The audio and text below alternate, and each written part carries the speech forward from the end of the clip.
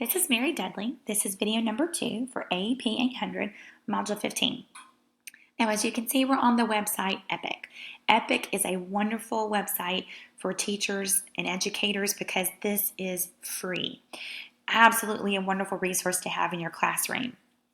Now, if you are not a teacher, I believe the monthly fee is $4.99 for families and parents. But again, that's a very minimal fee to have hundreds of books at your child's fingertips. So that's why I love having this resource in my classroom. But if you didn't have Epic or you would sign into an account, you would simply create an account with a name, a password. You would put in school information. You would set up a classroom and give grade level information. So that's simply how you would sign in an account. Since I already have an account, I've got my password in, and we're going to click on that. So we're going to sign in. And it's going to take me really quick, show you just what you have your class, their little avatars. And then right here you have a classroom sign-in code. And that's simply a student code that they can put, easy way to log in and access their profiles, whether they're at school or whether they're at home, just to see what they have read. And so it's a great way for parents to kind of keep track of what their child's doing at school and what they've read at home. So you're just going to click on me. And you're going to put in your password again. And it's going to take me to my dashboard. Now, the dashboard very quickly will give you a sense that how many students I have, the books that I've read, the hours they've logged, and if they've happened to watch a video. Now, one of the cool features that some of the other teachers in my building have used is you can import this into Google Classroom. Now, I personally have not used this section, but again, I've heard great things about that. That's something I need to look into for next year. And it gives you right here, you start with your profiles. Now, you are going to spend a little bit of time setting up your class profile. So the one thing you will do is simply put in the child's name and suggest that you do the first initial of the child's last name, just for safety purposes. Again, you can see you can enable home access for that child. You're going to give them that code. And then they can get in and out of their profile and go into Epic while they're at home. Again, a great resource. So we're going to click just like one friend. Let's see her activity.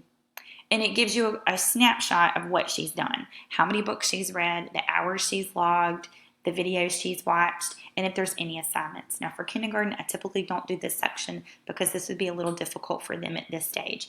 At the end of the year, possibly, but for right now, I did not. But it does show you very quickly. You can see right now she got halfway through that book. She had 4 minutes in, and how many pages she actually flipped. Here, she must have got stopped. But then it'll show you all the ones that she's earned achievement. She's read all of these books. So you can see like right now, if you tip on quizzes, there is no quizzes and no assignments yet. So if she were to come in and look, she could see. So then we're going to go over and I'm going to show you activity. So it's going to sort it. You're going to sort it by how you would like it. Sort it by profile name, earned, or activity, and then you do most recent. So however you would like to look at your classroom profile, that's how you can sort it. Again, you can see quizzes I haven't created any, but you would just find a book or a video that you want to make a quiz for. You're going to tap the create quiz button and then just create questions and answers based off that book and then publish the quiz. And then you click on assignments. Again, it simply says it's because it's kindergarten. I haven't done any quizzes or assignments, but you can create a collection and you can find collection in your classroom library section, and you would hit the assign buttons that you want that child to complete under their profile. So we're going to take a look at all the things you can browse.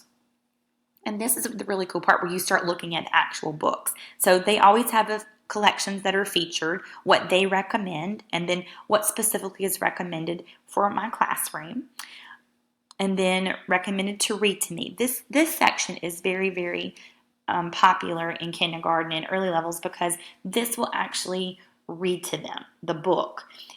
In kindergarten, of course, some of these Lexile levels, it's too hard for them. It's above their reading level. But again, it models really great fluent reading for students to hear, either on a laptop or an iPad. So we're just going to click to do rabbits.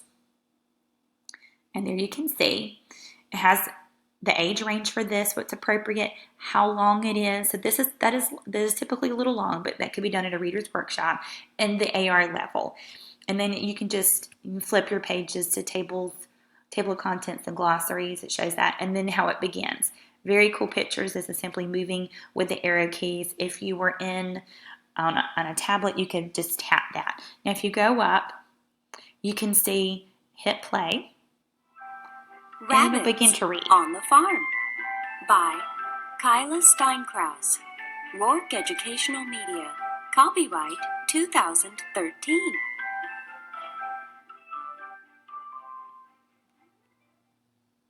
And then it'll turn it for you. So, and then it'll begin to read that to your students. Now, one of the cool features, if I preview this book for my students and I'm like, yes, I love this book, what I can do, I can come right up here and I can click a favorite. And that will put that into my classroom library. So I'm just going to hit escape and I'm going to show you a couple more. So this section is very popular. If you even click here, it'll show you multiple sections of books that can be read, and it borderlines from fiction to nonfiction. Now, this is community collections. That are books that are based off a particular theme. So you can see trains, you can see the American flag, kind of summer reading right there. Now, recommended audiobooks. Now, this is simply an audiobook that just reads the book aloud to the child, but it does not show the pictures. This is typically not one that I choose for the students because it'll just read it to them. So I'll show you. This is a favorite book.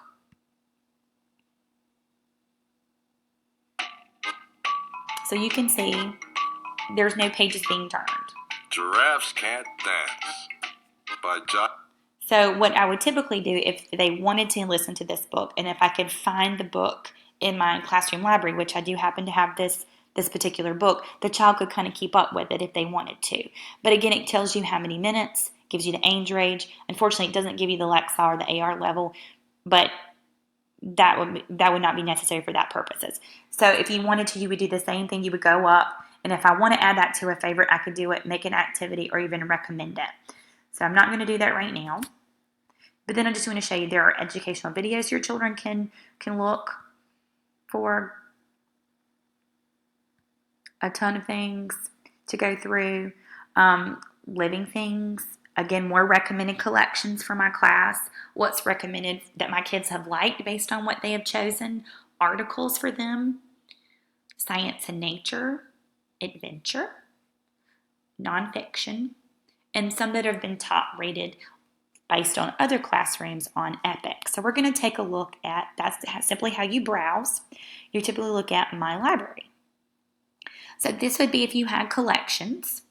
All right, so you would open a book, audiobook, or video and tap Add to Collection if you wanted to. But typically where my students go is to favorites. And favorites are ones that they go read over and over and over. If we just swipe over, you can see.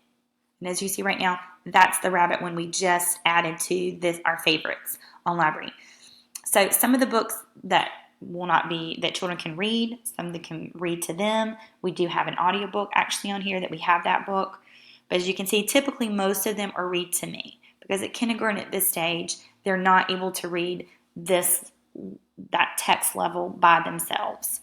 So you can see we are very big on nonfiction within our classroom. They really, really love. Sharp books have been the thing this class. So those are the different selections and how you add books to your collection in your library if you wanted to. And then the reason I did choose Epic is because it's an amazing resource for students to read or to hear a book safely online. It's another way for parents to read books to their children on a very safe learning environment online. The purpose of this is, my purpose is for my students to read or listen to a story, be it fiction or nonfiction, using a digital tool. And then my audience is basically my students. My students and hopefully their parents will go in and use that access code and they'll be able to share some time with their child over a really good book. The standards that I chose would be under the section 2, and I chose 2A, and that's to adapt relevant learning experiences that incorporate digital tools and resources to promote student learning. And then my next standard would be under section 4, and I chose 4A, and that's to address the diverse needs of all learners by using learner-centered strategies providing equitable access to appropriate digital tools and resources. So this is Epic. I hope you get to check it out. Again, it is a great digital and literacy resource to have in your classroom. I'm very thankful that this website has been created and that it can be used on my students' laptops, in their computer lab area, and even on our iPads in our iPad station. So I hope you get to check it out. I hope you go ahead and go on and make a profile. This is awesome. Thank you so much.